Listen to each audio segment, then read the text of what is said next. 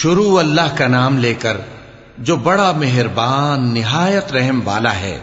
اے پیغمبر صلی اللہ علیہ وآلہ وسلم،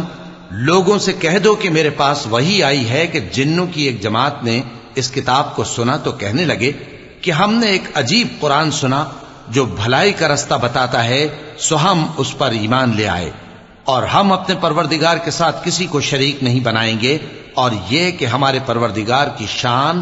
بہت بلند ہے، وہ نہ بیوی رکھتا ہے نہ اولاد، اور یہ کہ ہم میں سے کوئی بے وقوف اللہ کے بارے میں جھوٹ گھڑتا ہے، اور ہمارا یہ خیال تھا کہ انسان اور جن اللہ کی نسبت جھوٹ نہیں بولیں گے،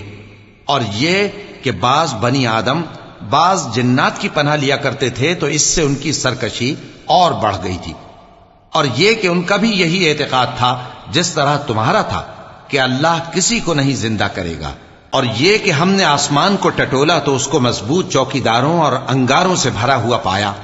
اور یہ کہ پہلے ہم وہاں بہت سے مقامات پر فرشتوں کی باتیں سننے کے لیے بیٹھا کرتے تھے، اب کوئی سننا چاہے تو اپنے لیے انگارہ تیار پاتا ہے، اور یہ کہ ہمیں معلوم نہیں کہ اس سے اہل زمین کے ساتھ برائی مقصود ہے یا ان کے پروردگار نے ان کی بھلائی کا ارادہ فرمایا ہے، اور یہ کہ ہم میں بعض نیک ہیں اور بعض دوسری طرح کے، ہمارے کئی طرح کے مذہب ہیں، اور یہ کہ ہم نے سمجھ لیا ہے کہ ہم زمین میں خواہ کہیں ہوں اللہ کو ہرا نہیں سکتے اور نہ بھاگ کر اس کو تھکا سکتے ہیں، اور جب ہم نے ہدایت کی کتاب سنی اس پر ایمان لے آئے، سو جو شخص اپنے پروردگار پر ایمان لاتا ہے تو اس کو نہ نقصان کا خوف ہے نہ کسی طرح کے ظلم کا، اور یہ کہ ہم میں بعض فرما بردار ہیں اور بعض نافرمان ہیں، تو جو فرما بردار ہوئے وہ سیدھے رستے پر چلے، اور جو نافرمان ہوئے وہ دوزخ کا ایندھن بنے۔ اور اے پیغمبر صلی اللہ علیہ وآلہ وسلم، یہ بھی ان سے کہہ دو کہ اگر یہ لوگ سیدھے رستے پر رہتے تو ہم ان کے پینے کو بہت سا پانی دیتے تاکہ اس سے ان کی آزمائش کریں، اور جو شخص اپنے پروردگار کی یاد سے منہ پھیرے گا وہ اس کو سخت عذاب میں داخل کرے گا، اور یہ کہ مسجدیں خاص اللہ کی ہیں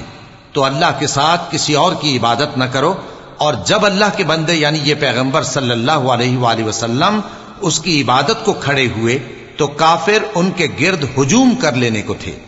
اے نبی صلی اللہ علیہ وآلہ وسلم، کہہ دو کہ میں تو اپنے پروردگار ہی کی عبادت کرتا ہوں اور کسی کو اس کا شریک نہیں بناتا، یہ بھی کہہ دو کہ میں تمہارے لیے نہ کسی نقصان کا اور نہ نفع کا کچھ اختیار رکھتا ہوں،